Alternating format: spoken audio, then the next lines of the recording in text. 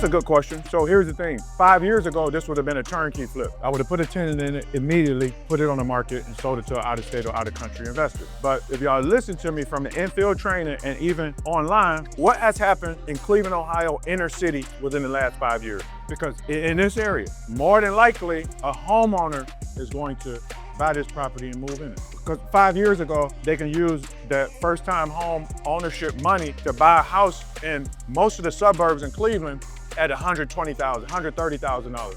Garfield Heights, 5 years ago, you could buy a house fully rehab 120. In Euclid, Ohio, 5 years ago, you could buy a house fully rehab for $120,000. Today, you can't buy those houses for $120,000. So what they gonna do? They still wanna move in a house and use the first-time home ownership, so the only thing fits the 120 model is the inner city. So that's why they're buying properties in the inner city now, moving in them.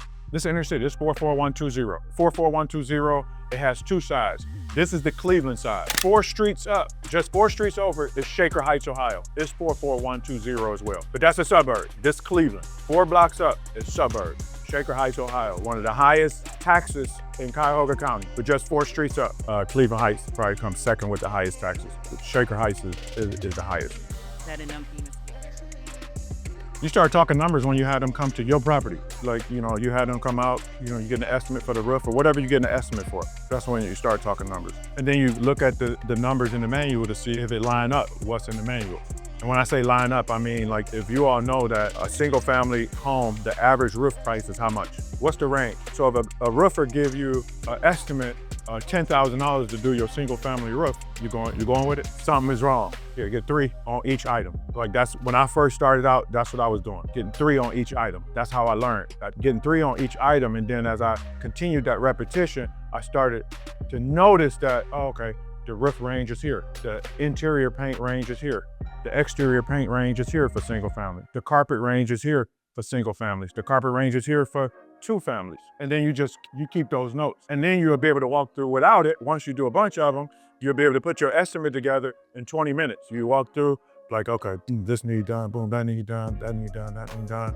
You take an inventory like we did at the class, and then you just put the numbers to it. And you already got the comps before you went and walked through the property. You already got the comps from your real estate agent.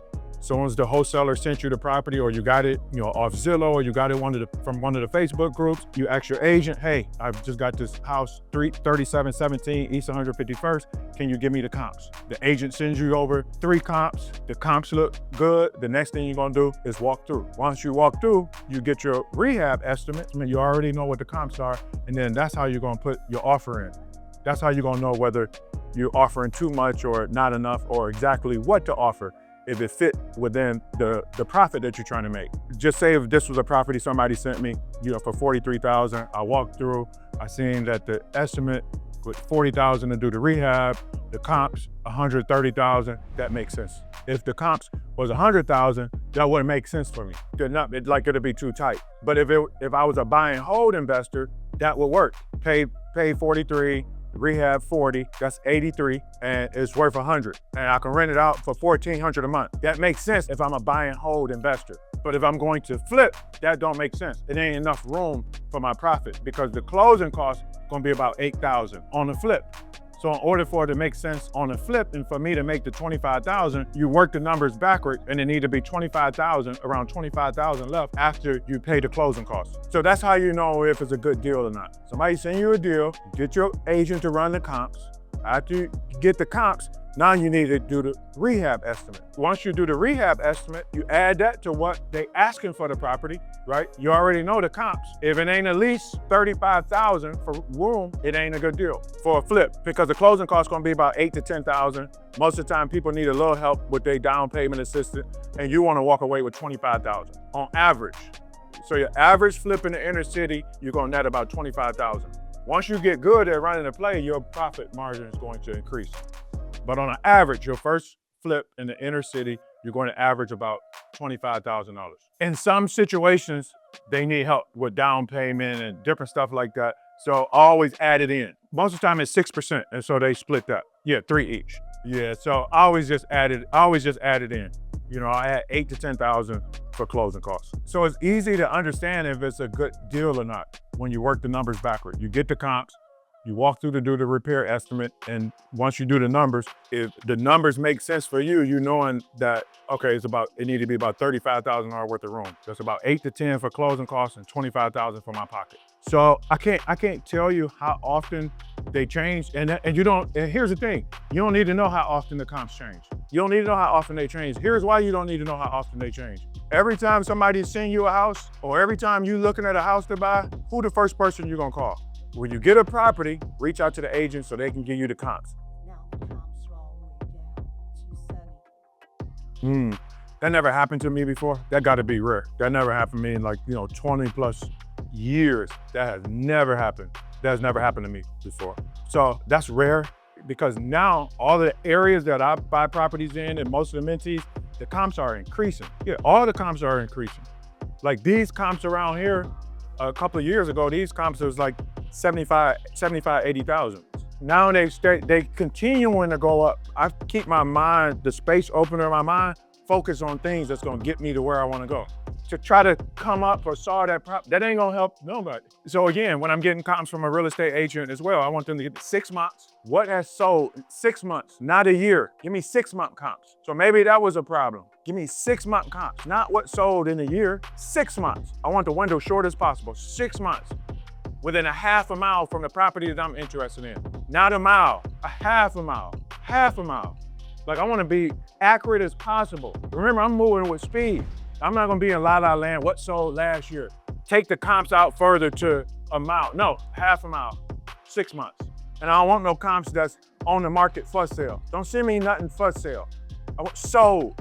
They got the money already. It's in their account. So be clear about that. Like I said, all real estate agents are not created equal. They not. They got a license, but that don't mean nothing. I know people that got license to do hair. They can't do hair. They just got a license. You gotta vet everybody. This is just like a basketball team or a football team. You gotta vet everybody to see if they fit on your team. So you gotta vet everybody. It don't matter who it is. Like they wanted to LLC. So I think here's what happens. And I ain't gonna say the best way. The best way to start out, it depends on your personal situation. When I lost all my properties, how I came back was using hard money lender. And I can remember, like even back then, people saying, man, you gonna pay the hard money lender 18%. At the time, it was 18% across the board. They're like, you gonna pay 18%? I said, yeah, I'm gonna pay 18%. I ain't gotta put no money up, and I know what a good deal look like when I get it. So if I can make money, he can get his 18%. I ain't gotta put no money up. I don't care, I pay him 20% or 30%. If the deal gonna support all of it, I'm gonna be able to walk away after I'm done with money in my pocket.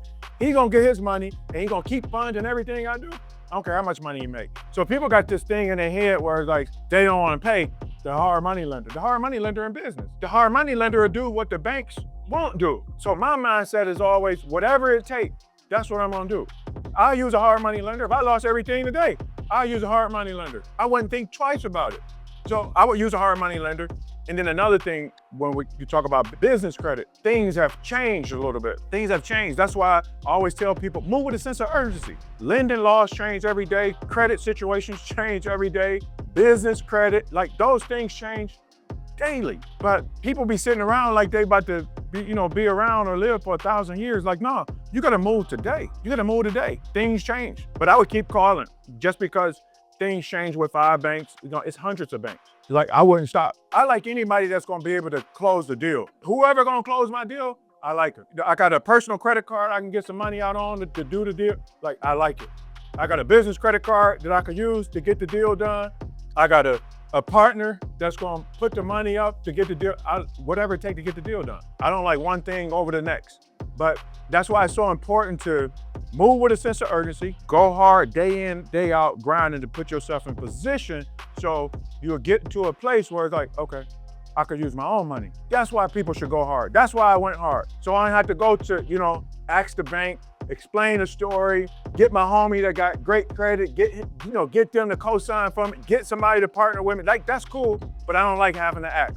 So that's why I grind so hard to put myself in position where I ain't gotta ask. I ain't gotta ask to co-sign for me a car. No, I'm just gonna go buy cash. Or put yourself in a position where you at least have the option. That's my advice. Put yourself in a position where you got the option if you wanna buy the house cash. You got the option if you wanna buy the vehicle cash. You got the option if you wanna take a month off. Put yourself in a position where you have options.